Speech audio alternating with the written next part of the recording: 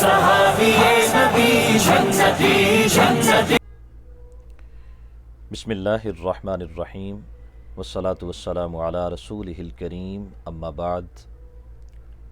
ضیاء الامت پیر کرم شاہ رحمۃ اللہ علیہ اپنی سیرت مصطفیٰ صلی اللہ علیہ وسلم پر لکھی ہوئی معرکۃ الآراء تصنیف ضیاء النبی میں فضائل درود مبارکہ کے ضمن میں ایک واقعہ بیان کرتے ہیں۔ خراسان کے ایک بادشاہ تھے جو انتہائی متقی، نیک دل، عوام کا خیال رکھنے والے اور عدل و انصاف سے پیش آنے والے تھے۔ ان کے وصال کے بعد کسی قریبی نے انہیں خواب میں دیکھا اور پوچھا، بتائیں پروردگار عالم جل جلالہ نے آپ کے ساتھ کیا معاملہ فرمایا؟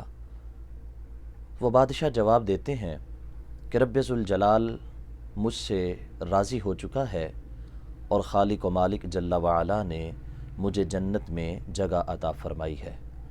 تو خواب دیکھنے والے ان سے کہتے ہیں، یقینی طور پر آپ جیسا نیک دل اور عوام کا خیال رکھنے والا بادشاہ اللہ رب العالمین ضرور اس سے راضی ہوگا اور ضرور اسے جنت میں جگہ عطا فرمائے گا۔ تو بادشاہ نے جواب دیا کہ میرے نیک اعمال کی تو ابھی باری نہیں آئی تھی، رب ذوالجلال نے میری ایک سوچ کی وجہ سے مجھ پر اتنی کرم نوازی فرمائی، میری ایک سوچ کی وجہ سے رب ذوالجلال مجھ سے راضی ہو گیا اور مجھے جنت میں جگہ عطا فرمائی۔ تو خواب دیکھنے والے نے پوچھا، وہ سوچ کیا ہے؟ تو بادشاہ نے جواب دیا کہ ایک دن میں اپنے دشمن سے جنگ کرنے کے لیے اپنی فوج کو لے کر نکلا تھا۔ میری فوج جب میدان جنگ میں پہنچی، میں ایک بلند مقام پر کھڑے ہو کر اپنی فوج کا منظر دیکھنے لگا۔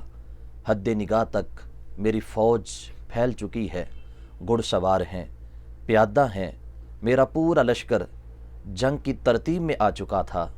اس وقت میرے دل کے اندر یہ خیال آیا، کاش میں آقا کونین صلی اللہ علیہ وسلم کے مبارک زمانے میں ہوتا، کاش میں اپنی اس فوج کے ساتھ اپنے محبوب صلی اللہ علیہ وسلم کی مدد کرتا۔ جب میرے آقا بدر میں جا رہے تھے تو میں اپنی فوج کے ہمراہ سرکار کے ساتھ بدر میں شامل ہوتا۔ جب نبی مہربان صلی اللہ علیہ وسلم میدان احد میں رب ذوالجلال کے پرچم کو بلند کرنے کے لیے اپنے دندان شہید کروا رہے تھے، اس وقت بھی میں اپنے محبوب کے ساتھ ہوتا۔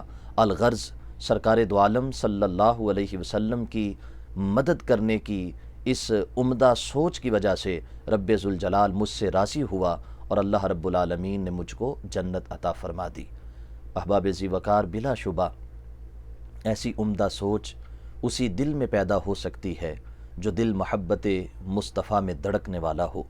ایسی عمدہ سوچ اسی دل میں آ سکتی ہے جو دل عشق مصطفیٰ سے منور ہو چکا ہو۔ ایسی سوچ اسی دل میں آ سکتی ہے جو مصطفیٰ جان رحمت کی شان و اقدس پر، شان و عظمت پر اپنے سر دھڑ کی بازی لگانے کے لیے تیار بیٹھا ہو۔ پھر جس بندے کی یہ کیفیت ہوتی ہے، پروردگار عالم جل جلالہ اسے اپنی بارگاہ کے اندر قبول فرماتا ہے۔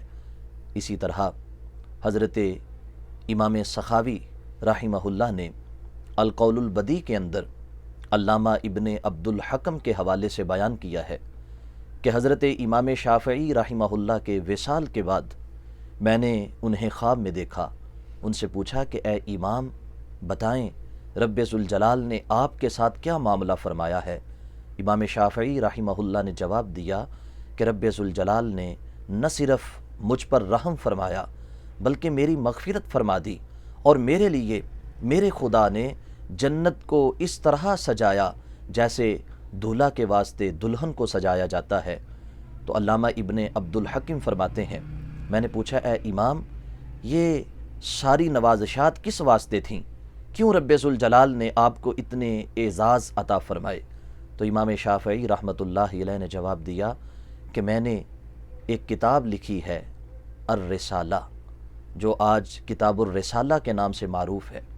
فرماتے ہیں اس کتاب کے آغاز میں میں نے اپنے محبوب صلی اللہ علیہ وسلم کی ذات اقدس پر ایک درود لکھا تھا، اللہم صلی علی محمد کلما ذکرہ الذاکرون وکلما غفل عن ذکرہ الغافلون۔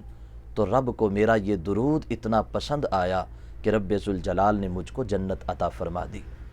دوستان مکرم، امام شافعی رحمۃ اللہ علیہ کتنی حسین سوچ کے مالک ہیں کہ انسانیت کو دو حصوں میں تقسیم کیا، ایک نبی صلی اللہ علیہ وسلم کو یاد کرنے والے اور دوسرا وہ جو سرکار کو یاد نہیں کرتا۔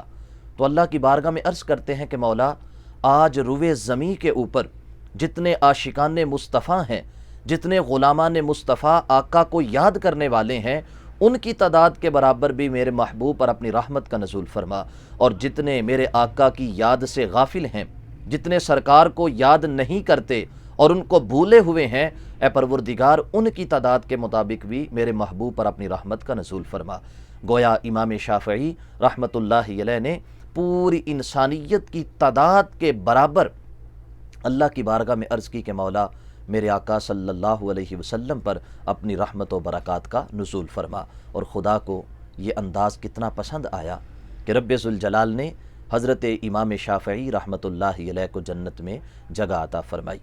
اسی طرح حضرت امام بیہقی رحمۃ اللہ علیہ علامہ ابو الحسن شافعی سے روایت کرتے ہیں کہ میں نے محبوب صلی اللہ علیہ وسلم کی زیارت کی اور آقا کونین صلی اللہ علیہ وسلم سے پوچھا، اے محبوب، امام شافعی نے آپ کے نام پر جو درود لکھا ہے، اللہم صلی علی محمد کلما ذکرہ الذاکرون وکلما غفل عن ذکرہ الغافلون، اے آقا آپ کو یہ درود پسند ہے؟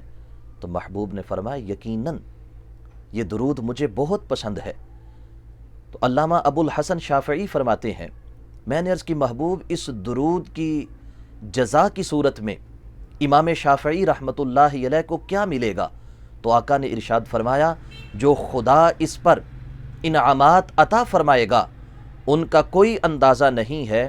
ان میں سے کم از کم انعام یہ ہے کہ کل قیامت کے دن جب لوگوں کو حساب کے لیے، جزا اور سزا کے لیے روکا جا رہا ہوگا، میزان پر نامہ اعمال تولنے کے واسطے روکا جا رہا ہوگا، امام شافعی کو مجھ پر یہ درود لکھنے کی برکت سے میزان پر روکا نہیں جائے گا، بلکہ ان کو بغیر حساب جنت میں داخل فرمایا جائے گا۔ دوستان مکرم، آئیے اپنی سوچ اور اپنی فکر میں اپنے محبوب صلی اللہ علیہ وسلم کو شامل کریں۔ رب ذوالجلال ہمیں عشق مصطفیٰ میں دھڑکنے والا دل عطا فرمائے، یاد مصطفیٰ میں رونے والی آنکھیں عطا فرمائے، ہجر مصطفیٰ میں بےتاب رہنے والا بدن عطا فرمائے، ناموس مصطفیٰ پر پہرا دینے والا سر عطا فرمائے، شان مصطفیٰ بیان کرنے والی زبان عطا فرمائے، اور مقام مصطفیٰ کو سمجھنے والے دل و دماغ عطا فرمائے، کیونکہ نسبت مصطفیٰ دنیا میں بھی کامیابی کی ضامن ہے، اور کل قیامت کے دن بھی اسی نسبت سے رب ذوالجلال ہم پر شفقت فرماتے ہوئے، مہربانی فرماتے ہوئے ہماری خطاؤں سے درگزر فرمائے گا۔ دعا ہے خالق و مالک جل وعلا ہمیں اپنی سوچ کو عمدہ رکھنے کی توفیق عطا فرمائے۔ وآخر دعوانا ان الحمد للہ رب العالمین۔